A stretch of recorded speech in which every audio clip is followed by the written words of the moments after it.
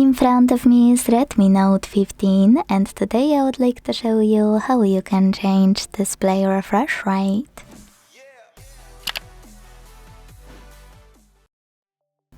First of all, go into settings and scroll a tiny bit to tap on display and brightness.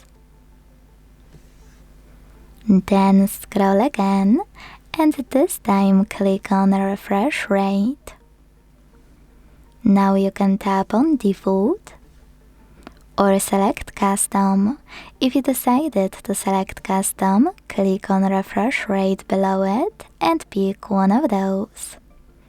When you finished, all you need to do is go back and all of your changes will be automatically applied. Thanks so much for watching. If you enjoyed this video, leave a like, comment and subscribe. Bye!